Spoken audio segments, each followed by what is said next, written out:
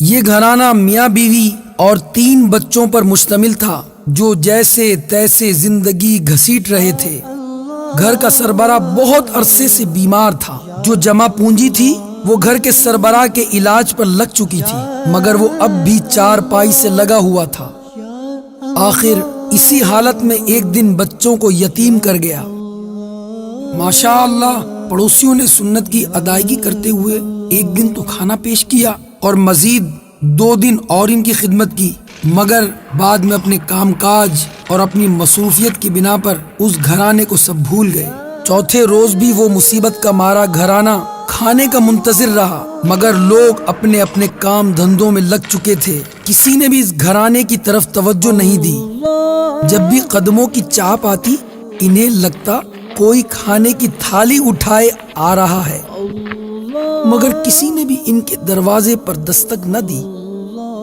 ماں تو پھر ماں ہوتی ہے نا، اس نے گھر سے کچھ روٹی کے سوکھے ٹکڑے ڈھونڈ نکالے، ان ٹکڑوں سے بچوں کو بہلا پھسلا کر سلا دیا۔ اگلے روز پھر بھوک سامنے کھڑی تھی، گھر میں تھا ہی کیا جسے بیچا جاتا۔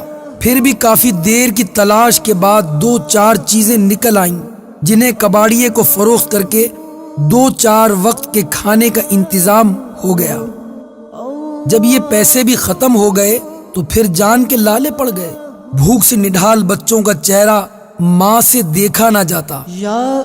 7ویں روز بیوہ ماں خود کو بڑی سی چادر میں لپیٹ کر محلے کی پرچون کی دکان پر جا کھڑی ہوئی۔ دکاندار دوسرے گاہکوں سے فارغ ہو کر اس کی طرف متوجہ ہوا۔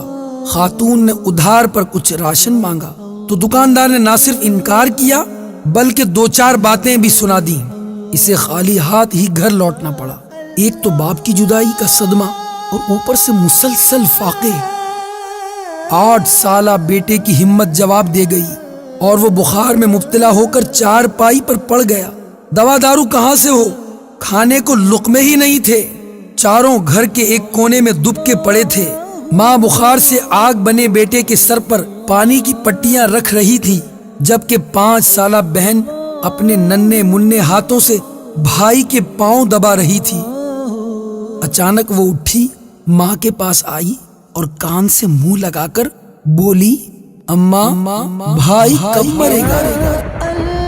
ماں کے دل پر تو گویا خنجر چل گیا۔ تڑپ کر اس نے سینے سے لپٹا لیا اور پوچھا، میری بچی تم یہ کیا کہہ رہی ہو؟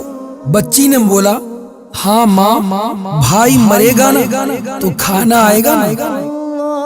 میرے میٹھے اور پیارے پیارے اسلامی بھائیوں، اپنے ارد گرد کا جائزہ لیجیے۔